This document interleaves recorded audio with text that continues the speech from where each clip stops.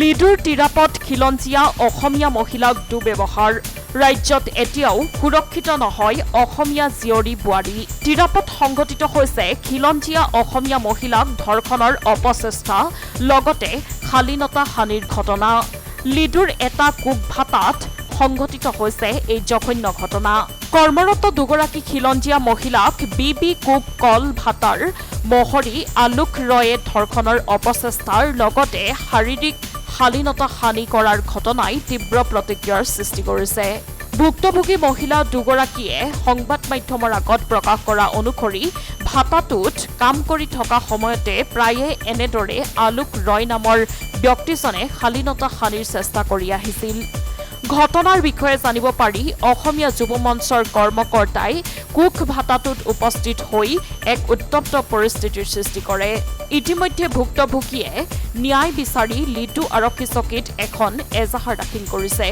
ভুক্তভোগীৰ এজাহাৰৰ ভিত্তিত অভিযুক্ত আলোক ৰয়ক যোৱা নিশাই লিডুৰ আৰক্ষীয়ে আটক কৰে ছোৱালীজনী আৰু নাতিনী ছোৱালীজনী ইয়াত কাম কৰিব আহে এতিয়া ল'ৰা ছোৱালী মোৰ ছোৱালীজনীৰ ল'ৰা ছোৱালী দুটা আছে কাম নকৰিলেও নহয় পঢ়াব লাগে আৰু আহোঁতে বোলে মহৰীয়ে পিছফালৰ পৰা যেতিয়া গবতা মাৰি ধৰিছিলে তেতিয়া ঘৰত পাছত কাম শেষ কৰি ঘৰত কান্দি কান্দি কৈছে মা মোক এনেকুৱা কৰিলে তাৰ নবৌকৰ আগত কৈছে তেতিয়া আমি আহিলোঁ তেতিয়া মহৰীয়ে আমাক কৈছে মই কেতিয়া কি কৰিলোঁ প্ৰমাণ দিয়ক বোলে আমাক তেতিয়া কৈছে টকা হিচাপ লাগে নেকি বোলে কিমান লাগে টকা এনেকৈ কৈছে হয় ক'ত হৈছে ঘটনাটো ক'ত সংঘটিত হৈছে এইটো টিয়াপ কৰিলেই লিডু টিয়াপ কৰিলেই কুক কল ভাটাৰ এইটো হয় কি নাম ভাটাটোৰ নাম কি লিটন ভাটা এতিয়া আপোনালোকে কি বিচাৰিছে আমি যদি নিজৰ চোতাল এখন মোৰ নিজৰ ঘৰৰ চোতাল হয় চোতালত যদি নিজৰ ছোৱালীয়ে বা মোৰ নিজৰ বোৱাৰী নাতিনী আমি নিজেই যদি নিজৰ সুৰক্ষা আমাক নোৱাৰোঁ তেনেহ'লে আপোনালোকে কি ব্যৱস্থা কৰে সেইটো আপোনালোকে জানিব আমি যদি নিজৰ চোতালতেই যদি কাম কৰি খাব নোৱাৰোঁ বিদেশত গৈ কেনেকৈ কাম কৰি খাম নিজৰ ল'ৰা ছোৱালী পঢ়াবৰ কাৰণে নিজৰ পেটৰ কাৰণে আমাৰ কাম কৰিছোঁ আমি দুখীয়া মানুহ দিন হাজিৰা কৰোঁ হয় আৰক্ষী কাষ চাপা কথা চিন্তা কৰিছে নেকি আপোনালোকে আমিতো আৰক্ষী কাষ চাপিম বুলি ভাবিছোঁ এতিয়া আপোনালোকে আহিছে আপোনালোকৰ আগত এইখিনি কথা কৈছোঁ আমি ৰাতিপুৱা টাইমত কাম কৰি আছিলোঁ তাৰপিছত মোৰ বা কয়লা লৈ আহিছিলে তাক পিছপিনৰ পৰা গপা মাৰি ধৰিলে মই দেখি পালোঁ আৰু বা চিঞৰিলে এনেকৈ মুখোপা দিব ধৰিছিলে তাৰপিছত মোক কৈছে এক ৰাতিত বোলে কিমান ল'বি বুলি সুধিছে আকৌ কি নাম কোনে কৰিছিলে এইটো কাম ভাটাৰ মোহৰি কি নাম তাৰ অলক নেকি নাজানো মই ভালকৈ মোৰ 5 দিন হৈছে ইয়াত কাম কৰা আৰু সন্ধিয়াৰ সময়ত মোৰ ৰুমত আহিবি বুলি সদায় কৈ থাকে বহুত বেয়া ব্যৱহাৰ অত্যাচাৰ কৰে আমাক মালিকক জনাইছিলে নেকি এই বিষয়ে মালিকক আজিলৈকে মই দেখাই নাই নতুন আহিছোঁ ইয়াত কাম কৰিবলৈ মানে কয়লালৈ গৈ আছিলোঁ গুদামত পেলাই পিছফালৰ পৰা গোপাত মাৰি ধৰিব বিচাৰে আগতো এনেকৈ কৰিব বিচাৰিছিলে যেতিয়া কৰিছোঁ কি তোক প্ৰমাণ লাগে কি প্ৰমাণ মই প্ৰমাণ হয়তো এনেকৈ কৰিছিলোঁ বুলি যেতিয়া মই ঢাকা মাৰিব লৈছিলোঁ তেতিয়া মোক বোলে মাৰিব বিচাৰিছিলে হয় মানুহজনৰ নাম কি কোনে কৰিছিলে এইটো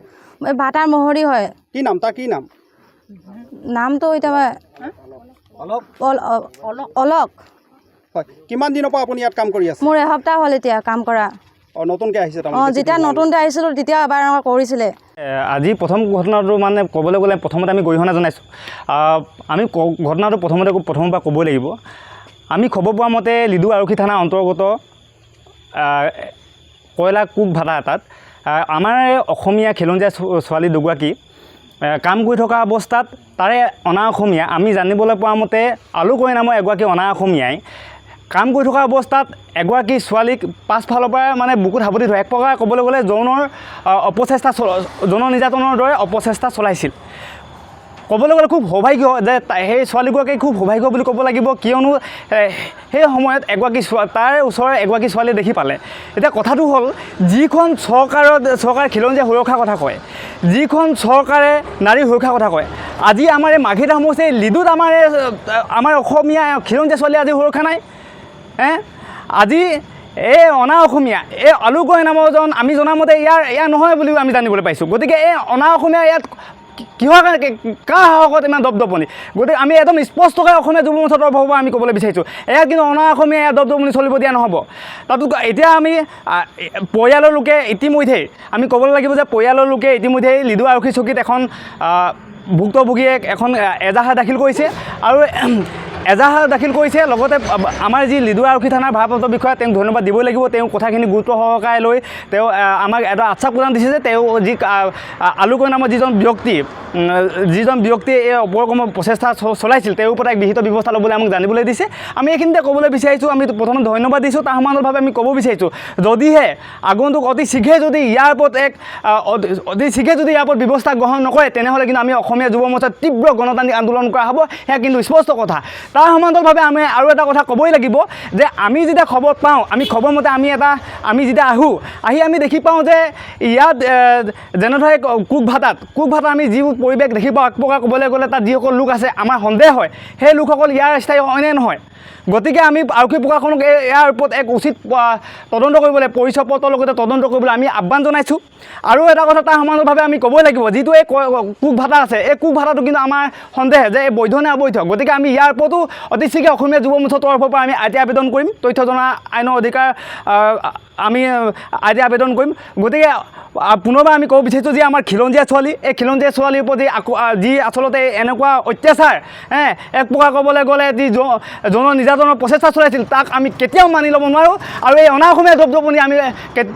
চলিব দিয়া নহ'ব আমি অসমীয়া যুৱ মঞ্চৰ তৰফৰ পৰা স্পষ্ট সহকাৰে আমি ক'বলৈ বিচাৰিছোঁ আৰু আৰক্ষী প্ৰশাসনে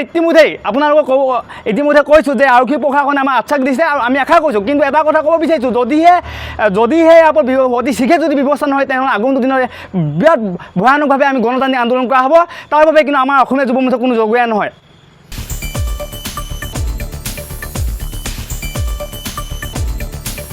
ডিগবৈ পৰা বিনন্দ কোঁৱৰৰ ৰিপৰ্ট সংবাদ লহৰ।